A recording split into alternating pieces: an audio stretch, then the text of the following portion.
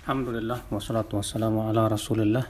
Kita lanjutkan Al-Qa'idatu Thaminah Asyarah, kaidah yang ke-18 dari kitab Al-Isbah.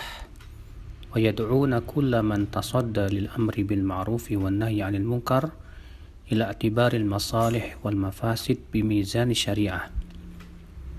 Ahlussunnah yang menyeru kepada setiap orang yang beramar ma'ruf nahi mungkar untuk mempertimbangkan antara maslahat dan mafsadah sesuai dengan timbangan syariat.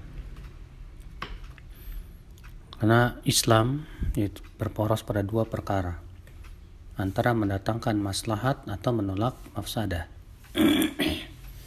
Apabila maslahatnya jauh lebih besar dibandingkan dengan mafsadahnya, maka itu diperintahkan.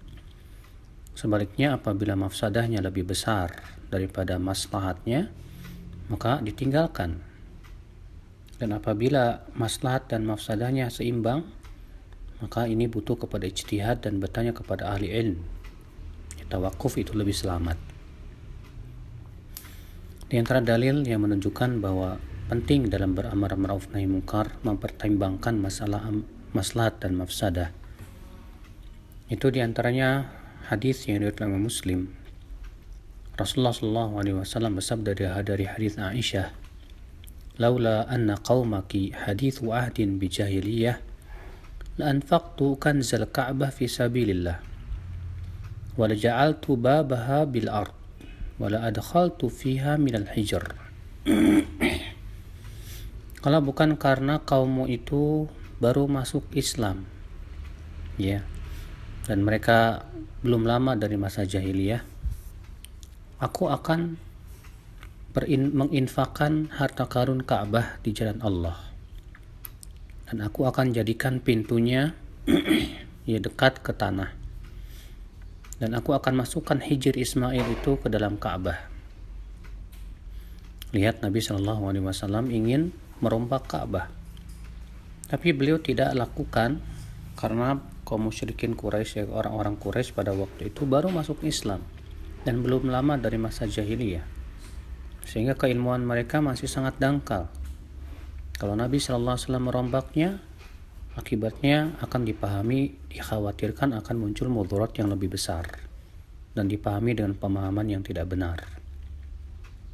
Sehingga untuk menghindari mudarat yang lebih besar inilah Nabi SAW meninggalkan maslahat, ya, memugar Ka'bah tersebut.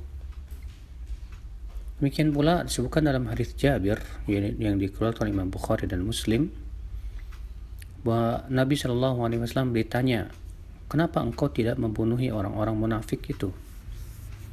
Maka Nabi SAW bersabda, "La yatahaddatsun nas anna Muhammadan yaqtulu ashabah." Jangan sampai orang-orang berbicara bahwa Muhammad membunuh teman-temannya sendiri. Karena orang-orang munafik itu yang memperlihatkan keislaman. Mereka ikut sholat, tapi hati mereka penuh dengan kedengkian dan kebencian kepada Islam. Dan mereka terus berusaha bermakar. Maka Nabi SAW ya ketika ditanya kenapa tidak membunuhi mereka saja, maka Rasulullah SAW tidak lakukan itu karena ya takut malah menimbulkan dampak mudarat yang lebih besar. Itu orang-orang ya kaum Arab, orang-orang kafir akan menganggap bahwa Nabi Muhammad membunuh teman-temannya sendiri. Maka dari itulah ini semua hadis-hadis ini menunjukkan wajib ya mempertimbangkan antara maslahat dan mafsadah. Demikian pula hadis yang dikeluarkan Muslim bahwa ada orang Arab Badui masuk ke masjid untuk kencing. Maka para sahabat ya ingin mengingkarinya, ingin menahannya. Maka Rasulullah SAW melihat kalau dibiarkan para sahabat mengingkarinya akan timbul mudarat yang lebih besar. Maka Rasulullah bersabda, "Da'uh, biarkan, wala tuzrimu, jangan diputus kencingnya." Ya. Maka Rasulullah SAW ya melarang para sahabat untuk mengingkarinya, karena mengingkarinya di saat itu malah menimbulkan mudarat yang lebih besar. Maka inilah ya kaidah yang harus dipahami bagi siapapun yang ingin beramar ma'ruf nahi munkar. Itu penting untuk mempertimbangkan antara maslahat dan mafsadah, dan tentunya harus dibimbing oleh para ulama karena mereka lah yang mampu untuk mempertimbangkan masalah itu. Allah